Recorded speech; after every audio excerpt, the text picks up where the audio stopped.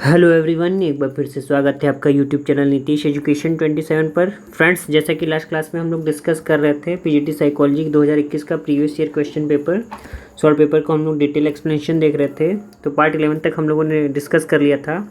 अब बाकी के क्वेश्चंस को हम लोग पार्ट 12 में देखेंगे, डिस्कस करेंगे। तो स्टार्ट करते हैं। जैसा कि ये जो मैंने आपको बताया था 17 अगस्त 2021 को ये पेपर कंडक्ट हुआ था। बुकलेट सीरीज़ जो है ए है, पीजीटी साइकोलॉजी का पेपर है। फर्स्ट क्वेश्चन है आज का, जैसा कि आपकी स्क्रीन पे दिख रहा है। क्वेश्चन नंबर 80 है आपका। बाह्य और आंतरिक प्रेरकों के सिद्धांत का प्रतिपादन किसने किया? यानी who propounded the theory of extrinsic and intrinsic motivation. Option A है डेजी, बी है हेब, सी है स्कैक्टर या शिस्टर, और डी है निस्बेट। तो इसका जो सही आंसर है, राइट ऑप्शन है ऑप्शन नंबर ए। इसका राइट ऑप्शन है डेजी। ठीक है, डेजी ने जो प्रतिपादन किया था बाह्य और आंतरिक अभिप्रेरकों का। डेजी से रिलेटेड एडिशनल इन्फॉर्मेशन आपको देना चाहता हूँ। डेजी ने जो है मोटिवेशन साइकिल में जो आपका अभिप्रेरणा का चक्र है, मोटिवेशनल साइकिल जो है, उसमें इन्होंने एक चौथा टर्म जोड़ा जिसे नाम दिया कॉग्निशन, संज्ञान जोड़ा। 3 टर्म जो क्या है वो है नीड, ड्राइव और गोल। मोटिवेशन साइकिल में जो 3 टर्म है, 3 टर्म है नीड यानी आवश्यकता, ड्राइव प्रणोद और गोल लक्ष्य या इंसेंटिव प्रोत्साहन। डेजी ने 1975 में कॉग्निशन शब्द को जोड़ा। ठीक है, संज्ञान को जोड़ा। संज्ञान क्या है? कॉग्निशन एक अम्ब्रेला टर्म है जिसमें आपकी thinking, perception, remembering, feeling, judgement, ये सारी चीज़ें आ जाती हैं। ठीक है, तो डेजी के बारे में मैंने एडिशनल इन्फॉर्मेशन दे दी। इसका राइट आंसर भी डेजी होगा। अब अगर हम हैब की बात करें तो हैब ने जो थ्योरी दी है, इनकी थ्योरी को कहा जाता है न्यूरो साइंटिफिक। ध्यान से सुनिएगा, स्पेलिंग मिस्टेक हो सकती है। Neuro scientific theory of intelligence. हैब ने दिया है neuro scientific theory of intelligence. Neuro scientific theory of intelligence ये हैब ने दिया है। ठीक है, अब आगे अगर हम बात करें स्कैक्टर का, तो अभी हम लोग इमोशंस की थ्योरी पढ़ रहे थे, उसमें मैंने स्कैक्टर की 2 फैक्टर थ्योरी को डिस्कस कर रखा है। अराउजल थ्योरी है ना, 2 factor theory of scatter, 2 factor theory of emotions given by scatter. ठीक है, या सेक्स्टर, जो भी आप पढ़ लीजिए, अलग अलग प्रोनाउंसिएशन सब लोग करते हैं। अब निस्बेट की बात करें तो निस्बेट ने भी इंटेलिजेंस थ्योरी दी है, जिसमें इन्होंने ये कहा था कि जो बुद्धिमत्ता है या जो बुद्धि है केवल जेनेटिकली डिसाइड नहीं होती है, इसमें इन्वायरमेंट का, एक्सटर्नल फैक्टर्स का भी बहुत बड़ा रोल प्ले होता है। देखिए, बहुत से मनोवैज्ञानिकों की ये मान्यता थी कि बुद्धि जो होती है पैदाइशी या भगवान की देन होती है हर इंसान के अंदर। किसी के पास ज़्यादा बुद्धि आएगी, किसी के पास कम। तो निस्बत ने ऐसा नहीं माना। उन्होंने कहा कि हाँ, जेनेटिक्स ज़रूरी है इंटेलिजेंस के लिए, लेकिन उससे भी कहीं ज़्यादा ज़रूरी इन्वायरमेंट है। इसका इन्होंने प्रयोगात्मक सबूत भी दे रखे थे। तो ऑप्शन नंबर ए है इसका राइट आंसर। नेक्स्ट क्वेश्चन है आपका, प्रति सेकंड ध्वनि तरंगों के चक्रों या आवृत्तियों की संख्या निम्नलिखित को निर्धारित करती है। यानी द नंबर ऑफ साइकिल्स और फ्रीक्वेंसी ऑफ साउंड वेव पर सेकंड डिटरमाइंस क्या डिटरमाइन करती है? तो option number A pitch decide करती है।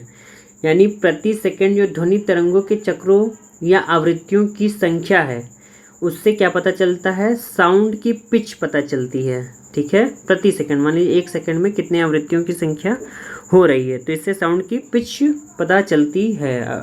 तो ऑप्शन नंबर ए इसका राइट आंसर है। अब थोड़ा सा एडिशनल इन्फॉर्मेशन देना चाहता हूँ। तो देखिए क्या है, जैसा कि आपको इसमें दिख रहा है, ऑप्शन में आपका लाउडनेस भी था, पिच भी था, और क्वालिटी और टिम्बर भी था, और एम्पलीट्यूड भी था।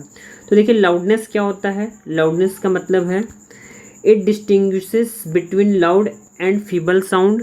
ठीक है, यानी तेज और धीमे आवाज़ के बीच का डिफरेंस जो होता है। It mainly depends on the amplitude of sound. ये जो लाउडनेस है वो आपके साउंड के एम्पलीट्यूड पे डिपेंड करता है। अगर एम्पलीट्यूड ज़्यादा होगा तो साउंड उतनी ही ज़्यादा सुनाई देगी। तो देखिए हाई एम्पलीट्यूड है इसका, तो इसका लाउडनेस भी ज़्यादा होगा। लो एम्पलीट्यूड वाले का लाउडनेस भी जो है धीमी होगी। तो एम्पलीट्यूड का मतलब हाइट से रखिए। ठीक है, अब पिच की बात करें तो देखिए पिच क्या है? It distinguishes between shriller and flatter sound, यानी कि तीखी आवाज़ और सीधी या फ्लैट आवाज़ में डिफरेंस पिच बताता है, ठीक है। It mainly depends of frequency of sound, जो पिच होता है वो फ्रीक्वेंसी या आवृत्तियों, ध्वनि की आवृत्ति पर निर्भर करता है, जैसा कि आपके क्वेश्चन में भी पूछा गया है। आवृत्ति का मतलब क्या है, 1 सेकंड में कोई भी ध्वनि कितनी आवृत्ति पूरी कर ले रहा है, ठीक है। हाई फ्रीक्वेंसी का मतलब क्या है, नंबर ऑफ फ्रीक्वेंसीज ज़्यादा होंगी 1 सेकंड में, और लो फ्रीक्वेंसी का मतलब क्या है, नंबर ऑफ फ्रीक्वेंसीज कम होंगी 1 सेकंड में। जैसे मान लीजिए हाई फ्रीक्वेंसी का मतलब 1 सेकंड में 10 चक्कर लग जा रहे हैं फ्रीक्वेंसी के, और लो फ्रीक्वेंसी का मतलब क्या है, 1 सेकंड में 5 ही चक्कर लग रहे हैं। तो इससे श्रिलर और फ्लटर साउंड का डिफरेंस हम लोग करते हैं। आगे देखिए क्या है इसमें, क्वालिटी और टिम्बर क्या होता है। टिम्बर को हम लोग क्वालिटी भी कहते हैं, यानी गुणवत्ता। तो ये it distinguishes one sound from other, यानी कि एक आवाज़ से दूसरी आवाज़ के बीच का अंतर, having the same loudness and speech. मान लीजिए दो साउंड ऐसी हैं जिनकी लाउडनेस और पिच एक जैसी है, इक्वल है, लेकिन फिर भी उनमें डिफरेंस है, मतलब एक आवाज़ से दूसरी आवाज़ में अंतर क्या बताता है, क्वालिटी और टिम्बर बताता है, ठीक है। यानी साउंड वेव ऑफ गिटार, ये साउंड वेव ऑफ गिटार और साउंड वेव ऑफ सितार, दोनों में क्या है, मान लीजिए फ्रीक्वेंसी, लाउडनेस एंड पिच एक जैसी हो, फिर भी दोनों की क्वालिटी में डिफरेंस होता है। तो ये कैरेक्टरिस्टिक्स है, जैसा कि मैंने आपको तीनों के बारे में बता ही दिया। तो इसमें जो ऑप्शन सही होगा, ऑप्शन नंबर ए जो है इसका राइट आंसर है, पिच होगा। नेक्स्ट क्वेश्चन है आपका, व्यावसायिक निर्देशन और व्यावसायिक परामर्श क्या है। ऑप्शन ए है स्वरूप में एक समान है, स्वरूप में भिन्न है, स्व खोज के साधन है, या स्वरूप में समान भी हैं और भिन्न भी हैं। तो ऑप्शन नंबर बी इसका राइट आंसर है, डिस्टिंक्ट इन नेचर, यानी कि जो वोकेशनल गाइडेंस है और वोकेशनल काउंसलिंग, इन दोनों की जो प्रकृति है वो भिन्न भिन्न है, ठीक है। ये ध्यान से सुनिएगा, व्यावसायिक निर्देशन और व्यावसायिक परामर्श दोनों चीज़ें का जो स्वरूप है भिन्न भिन्न। ऑप्शन नंबर बी जो है इसका राइट आंसर होगा। नेक्स्ट क्वेश्चन है आपका 83, सुई में धागा डालना अथवा साइकिल की सवारी करना संभव नहीं है, किसके बगैर संभव नहीं है। यानी कि अगर आप सुई में धागा नहीं डाल पा रहे हैं या साइकिल की सवारी नहीं कर पा रहे हैं, तो ये किसकी कमी से हो सकता है। तो ऑप्शन ए है विदाउट फॉर्म परसेप्शन, यानी कि रूप प्रत्यक्षीकरण के साथ, यानी कि अगर आप माफ़ कीजिएगा, रूप प्रत्यक्षीकरण के साथ, यानी विद फॉर्म परसेप्शन, रूप प्रत्यक्षण के बिना। सी है गहराई प्रत्यक्षण के बिना और गहराई प्रत्यक्षण के साथ। तो इसका जो राइट आंसर है, इसका राइट आंसर है ऑप्शन सी, यानी विदाउट डेप्थ परसेप्शन, यानी आपका दिमाग अगर गहराई प्रत्यक्षीकरण को नहीं समझ पा रहा है, उसका संज्ञान नहीं ले पा रहा है, तो आप सुई में धागा डालना और साइकिल की सवारी करना जैसी एक्टिविटीज़ को नहीं कर पाएंगे, नहीं कर सकते हैं। तो ऑप्शन नंबर सी जो है इसका राइट आंसर है, बिना डेप्थ परसेप्शन के आप जो है ये सारी चीज़ें नहीं कर पाएंगे। 83 नेक्स्ट क्वेश्चन है आपका, समूह तनाव को डैश से कम नहीं किया जा सकता है। ऑप्शन ए है कैटेगरी ड्राइवन प्रोसेसिंग से, एट्रीब्यूट ड्राइवन प्रोसेसिंग से, सी है अफर्मेटिव एक्शन प्रोग्राम से, डी है एक्यूरेसी ऑफ इंप्रेशन फॉर्मेशन से। यानी कि जो ग्रुप टेंशन है, समूह का जो तनाव है, समूह का के बीच का जो तनाव है, उसे किस चीज़ से कम नहीं किया जा सकता है। तो ऑप्शन नंबर ए इसका राइट आंसर होगा, श्रेणी संचलित प्रक्रमण के द्वारा हम ग्रुप टेंशन को कम नहीं कर सकते हैं। बाकी attribute driven processing, affirmative action programme और एक्यूरेसी ऑफ इंप्रेशन फॉर्मेशन, इन तीनों चीज़ों का उपयोग करके हम समूह के तनाव को कम कर सकते हैं। तो क्वेश्चन ध्यान से समझिएगा कि इसमें पूछा है किसके द्वारा कम नहीं किया जा सकता है। तो ऑप्शन नंबर ए है इसका राइट आंसर, श्रेणी संचालित प्रक्रमण के द्वारा। नेक्स्ट क्वेश्चन है आपका, पुनर्बलन की कौन सी अनुसूची अनुक्रिया की सबसे उच्चतम दर और सबसे अधिक प्रतिरोध विलोपन के लिए पैदा करती है।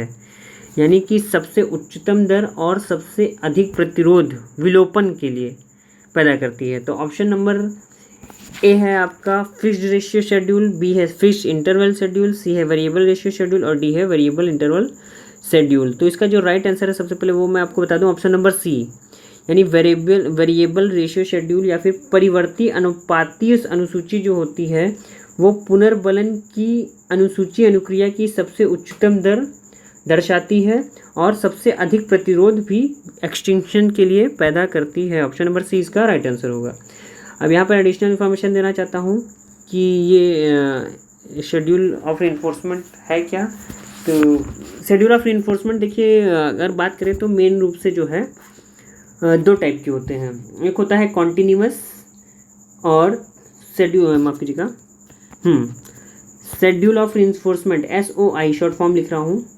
तो इसके मेनली टू टाइप होते हैं। एक होता है कॉन्टिन्यूअस क्या होता है, जब हम रीइंफोर्समेंट पुनर्बलन लगातार देते जाते हैं बिना रुके। और दूसरा होता है इंटरमिटेंट या फिर हम इसे पार्शियल रीइंफोर्समेंट भी बोलते हैं। ठीक है, पार्शियल रीइंफोर्समेंट भी बोल सकते हैं। अब पार्शियल रीइंफोर्समेंट देखिए मेनली दो टाइप का होता है, एक रेशियो और दूसरा माफ़ कीजिएगा, पार्शियल रीइंफोर्समेंट जो होता है आपका, ये दो टाइप का होता है। एक होता है आपका फिक्स्ड, ठीक है, और दूसरा होता है आपका वेरिएबल। ठीक, अब यहाँ फिगर पे मैं आ रहा हूँ। ठीक है, एक होता है फिक्स्ड, दूसरा होता है वेरिएबल। अब फिक्स्ड भी दो टाइप का कैसे, एक रेशियो यानी इंटरमिटेंट फिक्स्ड रेशियो शेड्यूल और दूसरा इंटरमिटेंट फिक्स्ड वेरिएबल शेड्यूल या इंटरवल शेड्यूल कह लीजिए। इसी तरीके से ये भी रेशियो और इंटरवल में बटा होता है, वेरिएबल वाला भी। अब फिगर पे आते हैं। तो फिगर में देखिए शेड्यूल ऑफ रीइंफोर्समेंट जैसा कि मैंने बताया दो टाइप का, एक कॉन्टिन्यूअस और दूसरे के जो है चार टाइप, यानी इंटरमिटेंट के चार टाइप।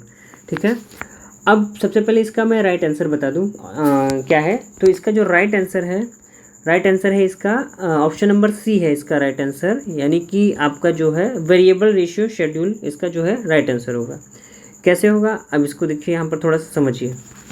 जो आपका शेड्यूल ऑफ रीइंफोर्समेंट है, इसमें जो कॉन्टिन्यूअस शेड्यूल ऑफ रीइंफोर्समेंट है, यानी कॉन्टिन्यूअस का मतलब है जब हम प्राणी को लगातार जो है हर एक अनुक्रिया पर पुनर्बलन देते रहते हैं। जैसे praise after every new sale और एंड ऑर्डर, जैसे आप मान लीजिए कोई एम्प्लॉय है, वो हर बार सेल कर रहा है, उसे हर बार जो है पुनर्बलन दिया जा रहा है मालिक के द्वारा। फिक्स्ड इंटरवल शेड्यूल क्या है, response after specific time period is reinforce, यानी कि इसमें क्या है, फिक्स्ड इंटरवल एक निश्चित समय के बाद ही, यानी एक निश्चित समय के अंतराल पर ही प्राणी को पुनर्बलन दिया जाता है। जैसे हर एक हफ्ते पर या हर 2 महीने पर या प्रत्येक महीने जो सैलरी मिलती है, वो भी कह लीजिए एक तरीके का फिक्स्ड इंटरवल शेड्यूल है। वेरिएबल इंटरवल का मतलब क्या है, response after varying period of time and average reinforced. इसी तरीके से फिक्स्ड रेशियो क्या है, फिक्स्ड रेशियो का मतलब क्या है कि जब कोई प्राणी, मान लीजिए कि रिसर्चर ने ये डिसाइड किया कि हर 10 रिस्पॉन्स के बाद प्राणी को पुनर्बलन दिया जाएगा, तो ये आपका फिक्स्ड रेशियो शेड्यूल हो जाएगा। ठीक है, वेरिएबल रेशियो में क्या है, पुनर्बलन के लिए ये जरूरी नहीं है कि प्राणी 10 अनुक्रिया कर रहा है कि नहीं।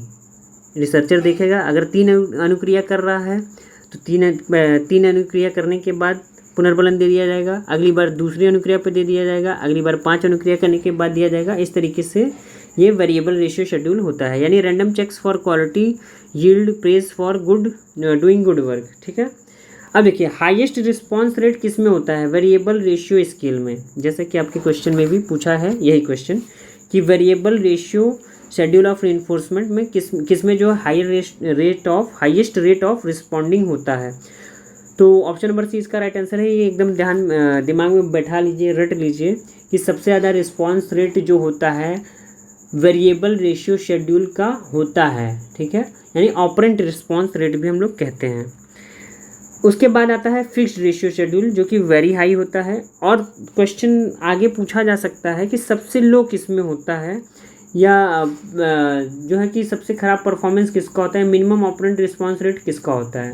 तो ये होता है फिक्स्ड इंटरवल शेड्यूल का। ठीक है, फिक्स्ड इंटरवल शेड्यूल का जो है मिनिमम रिस्पॉन्स रेट होता है। ठीक है, तो ये सारी चीज़ें यहाँ पर मैंने यही चीज़ें कई इमेजेस यहाँ पर ले ली हैं आपके लिए कि आप इसका स्क्रीनशॉट भी ले सकते हैं और डिटेल में इसको समझ सकते हैं। फिर बाकी जहाँ पर नहीं आएगा वहाँ पर आप मुझसे कमेंट के द्वारा पूछ लीजिएगा। नेक्स्ट क्वेश्चन है आपका व्यक्तित्व के विकास के मनोसामाजिक सिद्धांत का प्रतिपादन किसने किया? बहुत ही सिंपल क्वेश्चन है, लगभग सभी को आता होगा। तो देखिए ऑप्शन नंबर सी जो है इसका राइट आंसर होगा, यानी कि जो psycho social theory of personality development है वो किसने दी है? एरिक एरिक्सन के द्वारा दी गई है। अब एडिशनल इन्फॉर्मेशन इसमें जोड़ना चाहता हूँ, जो सिगमंड फ्राइड है, ठीक है, सिगमंड फ्राइड के बारे में आप लोगों ने सुना होगा। साइकोसेक्सुअल थ्योरी या साइको एनालिटिक थ्योरी का प्रतिपादन इन्होंने ही किया है, इन्हीं के द्वारा दी गई है साइको एनालिटिक थ्योरी। और एरिक एरिक्सन के बारे में जो है इन्हें ईगो साइकोलॉजिस्ट भी कहा जाता है, ये ध्यान रखिएगा, आगे क्वेश्चन पूछा जा सकता है कि who is known as ego psychologist. तो ईगो साइकोलॉजिस्ट के नाम से एरिक एरिक्सन को जाना जाता है। सिगमंड फ्राइड की बात करें तो thanatos, libido, id ego, super ego, ये सारे टर्म इन्होंने दिए हैं। सुलिवन की बात करें तो देखिए सुलिवन की जो थ्योरी है, इनकी थ्योरी को कहा जाता है इंटरपर्सनल थ्योरी ऑफ पर्सनैलिटी। ध्यान से समझिएगा, एडिशनल इन्फॉर्मेशन है, इंटरपर्सनल थ्योरी ऑफ पर्सनैलिटी यानी व्यक्तित्व का अंतर्वैयक्तिक सिद्धांत। Interpersonal theory of personality Sullivan के द्वारा दी गई है। अब कार्ल जुंग की बात करें तो जुंग ने क्या थ्योरी दी है? तो जुंग ने जो है कलेक्टिव अनकॉन्शियसनेस की बात की है। कलेक्टिव अनकॉन्शियसनेस की बात किसने की है? जुंग ने। कलेक्टिव अनकॉन्शियसनेस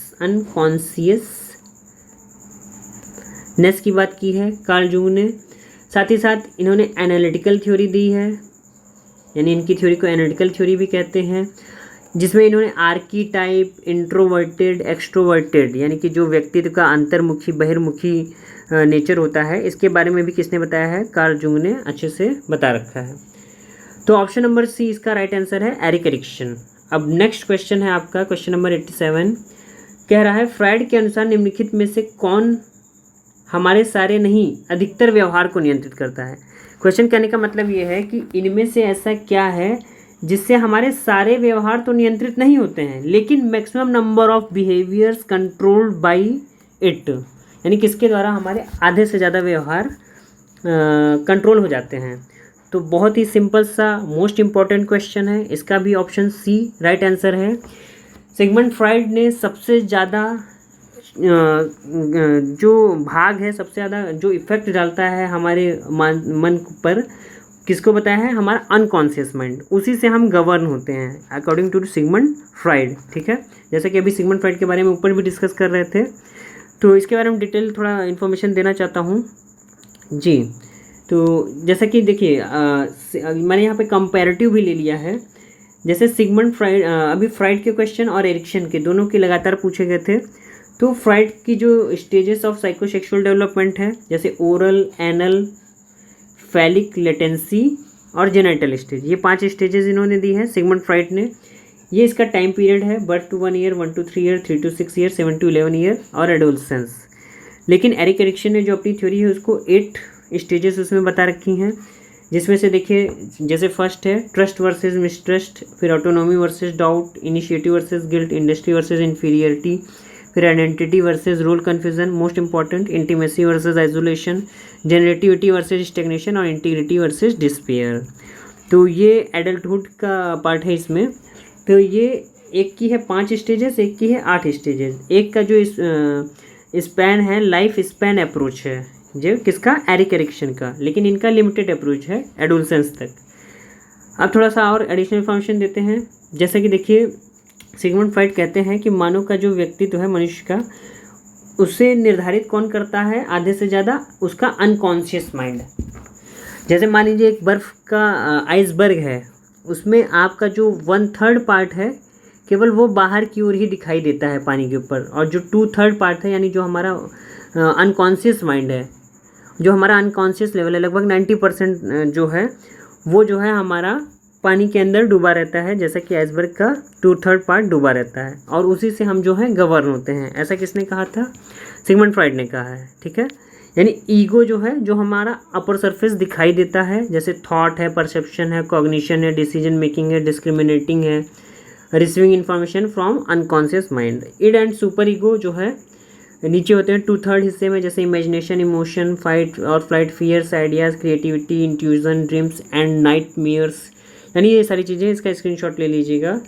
तो जो माइंड के लेवल है, कॉन्शियस माइंड, जिससे हम लोग अपना डेली टू डेली वर्क करते हैं। अनकॉन्शियस माइंड जो कि छिपा हुआ है, कभी दिखाई नहीं देता, लेकिन कंट्रोलिंग इसी की सबसे ज़्यादा होती है। और सबकॉन्शियस माइंड जैसे long term memory, emotions, creativity, habits, etc all. ठीक है, अब बात करते हैं नेक्स्ट क्वेश्चन की। तो नेक्स्ट क्वेश्चन है आपकी स्क्रीन पर। यस,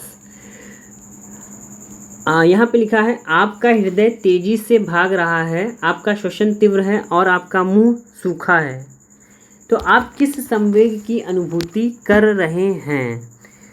ठीक है, तो ऑप्शन है एंगर, फियर, हैप्पीनेस, और ऑप्शन डी है it is not always possible to distinguish emotions by physiological reactions only. अभी हम लोग इमोशंस की थ्योरीज भी पढ़ के आए हैं, तो वहाँ भी हम लोगों ने देखा था। तो अभी बताता हूँ। सबसे पहले इसका राइट आंसर जान लीजिए, ऑप्शन नंबर डी इसका राइट आंसर है। यानी कि अगर आपका हृदय तेज़ी से भाग रहा है, आपका श्वसन तीव्र है, यानी आप तेज़ी से सांसें ले रहे हैं, आपका मुंह सूख रहा है, तो आप किस संवेग की अनुभूति कर रहे हैं? यानी कि केवल शारीरिक प्रतिक्रियाओं के आधार पर संवेगों में अंतर कर पाना सदैव संभव नहीं होता है, क्योंकि आपका हृदय तेज़ी से भागता है जब आप दौड़ते हैं तो भी, जब आप गुस्सा होते हैं तो भी, जब आप क्रोधित होते हैं तो भी, या जब आप डरे होते हैं तो भी, या फिर आप बहुत खुश हैं तो भी हृदय में की गति बढ़ जाती है। आपका श्वसन तीव्र है, उसके भी कई कारण हो सकते हैं। आपका मुंह सूख गया, डर की वजह से भी सूख सकता है, क्रोध की वजह से भी सूख सकता है। तो मनोवैज्ञानिकों ने ये प्रयोग करके दिखला दिया है कि केवल इन शारीरिक प्रतिक्रियाओं के आधार पर हम यह नहीं बता सकते कि व्यक्ति के अंदर कौन सा संवेग उत्पन्न हुआ है, क्रोध का है, भय का है, प्रसन्नता का है, गुस्सा का है, दुखी का है, कोई भी चीज़। नेक्स्ट क्वेश्चन है आपका, शारीरिक अंगों का परस्पर व जमीन से स्थान निर्धारण संवेद को कहते हैं। बहुत ही सिंपल सा क्वेश्चन ये भी है। यानी कि sense of the location of body parts in relations to the ground and each other is called. यानी कि जब हम अपने और वातावरण के सापेक्ष अपने स्थान का निर्धारण करते हैं, जैसे मान लीजिए आप किसी कमरे में हैं, तो आपकी पोजीशन उस कमरे में गेट से क्या है, दीवार से क्या है, बेंच से क्या है, बेडरूम से क्या है, या बेड से क्या है। जब आप इसका निर्धारण कर लेते हैं कि आप एक स्टेप आगे हैं या 2 स्टेप पीछे हैं, तो ये सारे सेंसेस जो हैं इसको हम लोग काइनेस्थेटिक संवेदना कहते हैं। ऑप्शन नंबर सी, यानी इन सब का ज्ञान हमें किसके द्वारा होता है? काइनेस्थेटिक सेंसेस के द्वारा होता है। बाकी ऑल्फैक्टरी, विजुअल, ये सारी चीज़ें आप लोग जानते ही हैं। अब बढ़ते हैं नेक्स्ट क्वेश्चन की ओर। तो नेक्स्ट क्वेश्चन है आपकी स्क्रीन पर। यस, शैक्षिक निर्देशन का पक्ष समर्थन दर्शाता है कि, यानी जो एडवोकेसी ऑफ एजुकेशनल गाइडेंस है, यानी जो एजुकेशनल गाइडेंस की एडवोकेसी की जाती है, वो क्या दर्शाता है? तो इसका मैं डायरेक्ट राइट आंसर बता रहा हूँ, individual differences need to be recognised. यानी कि जो शैक्षिक निर्देशन का पक्ष समर्थन है वह यह दर्शाता है कि व्यक्तिगत भेदों को पहचानना आवश्यक है, क्योंकि इस संसार में कोई भी 2 इंसान ऐसा नहीं है जो एक जैसा हो। Individual differences each and every person में, ईच एंड एवरी लेवल पर कहीं ना कहीं आपको मिल ही जाएगा। ऑप्शन नंबर ए इसका जो है राइट आंसर होगा। नेक्स्ट क्वेश्चन है आपका, आवेगशीलता से अधिशासित नहीं होती है, यानी जो इम्पल्सिवनेस बिहेवियर है is not governed by. Impulsiveness किसके द्वारा निर्धारित या गवर्न नहीं होता है? No and go system, B stress, C है choice of immediate reverse, D है doing a less effortful task. तो सर इसका जो राइट आंसर है, सूचक और प्रयास प्रणाली के द्वारा जो आवेगशीलता है या जो उतावलापन है, या जो आवेगशीलता का मतलब क्या हुआ? बिना सोच समझ के कार्य करना, यानी रेंडमली जिसने कोई भी कार्य उसके सामने आया और उसे कर डाला, यानी बिना सोचे समझे किसी भी कार्य को करना, ये सब जो है इम्पल्सिवनेस के एग्जाम्पल होते हैं। तो इम्पल्सिवनेस किसके द्वारा गवर्न नहीं होता है? नो एंड गो सिस्टम के द्वारा। ऑप्शन नंबर ए इसका जो है राइट आंसर होगा। ऑप्शन नंबर ए जो है इसका राइट आंसर होगा। नेक्स्ट क्वेश्चन है आपका, दैट इज जातिवाद में सशक्त विश्वास का परिणाम है, यानी कि स्ट्रांग बिलीव्स है आपका कास्टिसिज्म में, तो उसका परिणाम क्या है? उसका परिणाम क्या क्या हो सकते हैं? देखिए, संसार का हम और वो में विभाजन हो जाता है। यानी भाई जातिवाद जैसे आपके मन में आया तो हिंदू मुस्लिम अलग हो गए, सिख ईसाई अलग हो गए, है ना, SC ST अलग हो गए, OBC अलग हो गए, डिसेबल अलग हो गए, वुमेन्स अलग हो गई, ये सारी चीज़ें आ जाती हैं। तो संसार का हम और वो में विभाजन ये हो जाता है। आइडेंटिटी फ्यूजन बायस यानी कि तादाद में एकरूपता में पक्षपात आ जाता है ना भाई। अपनी आइडेंटिटी हम कास्ट के आधार पे करने लगते हैं, पंडित वर्ग अलग, ठाकुर वर्ग अलग, है ना, चमार अलग, ये सारी चीज़ें कैटेगराइजेशन होने लगती हैं। अपनी जाति की सुरक्षा के लिए संतृप्त होने की अतिशय कार्यों की तत्परता, भाई जाहिर सी बात है जब जातिवाद हमारे अंदर आ गया तो हम अपनी जाति को और ज़्यादा बढ़ाने के लिए, और ज़्यादा प्रफुल्लित करने के लिए, और ज़्यादा इम्प्रूव करने के लिए उसमें लग जाते हैं। डी ऑप्शन है उपयुक्त सभी, तो ऑप्शन नंबर डी इसका राइट आंसर होगा, आपके समझ में आ ही चुका होगा। नेक्स्ट क्वेश्चन है आपका, वेक्सलर्स बुद्धि परीक्षण एक है, यानी जो वेक्सलर्स इंटेलिजेंट टेस्ट है वो क्या है? तो इसका जो राइट आंसर है, Wechsler's intelligent test is a verbal and non verbal test. ये एक तरीके का वर्बल और नॉन वर्बल टेस्ट है। अब वेक्सलर्स इंटेलिजेंट टेस्ट के बारे में थोड़ा सा डिटेल देख लेते हैं। तो देखिए क्या है, द वेस said its revision are intended to measure human intelligence reflected in both verbal and performance abilities, जैसा कि क्वेश्चन में था, मैंने अभी बताया। जो वेस था इसका फर्स्ट वर्जन जो है पब्लिश हुआ था 1939 में। इसको ये धुंधला दिख रहा है क्योंकि ये इमेज ही ऐसी है, लेकिन इसको ध्यान से सुनिएगा। 1939 में फर्स्ट वर्जन जो है वेस का पब्लिश हुआ था, और शुरुआत में इसे हम लोग वेक्सलर्स बेलेव्यू इंटेलिजेंस टेस्ट कहते थे। न्यूएस्ट वर्जन जो है वेस 4 का, ये इंपॉर्टेंट है, आगे आने वाले पेपर में पूछा जा सकता है, जो अपडेट 4 बार हो चुका है। मैंने लास्ट में क्वेश्चन पूछा गया था लास्ट के एग्जामिनेशन में, तो मैंने इसको डिस्कस भी किया था कि वेस जो है कितनी बार संशोधित हुआ है, या साइमन बिने ऐसे लेकर। तो वेस 4 जो रिसेंटली अपडेटेड हुआ है, 2008 में अपडेटेड हुआ है, ठीक है, ये है इसमें। अब इसका आप स्क्रीनशॉट लेकर डिटेल में इसको देख सकते हैं। अब नेक्स्ट क्वेश्चन की हम बात करें तो देखिए क्या है, यदि रमेश परीक्षा में 95% से अधिक अंक प्राप्त करता है तो एक घड़ी उपहार में देने का वायदा किया जाता है उसे, यानी कि अगर वो 50% से अधिक अंक लाएगा तो उसे एक घड़ी दी जाएगी। ये किस तरीके का उदाहरण है? इंट्रिंसिक रिवॉर्ड है, या एक्सट्रिंसिक रिवॉर्ड है, या बोथ है, या नीदर है?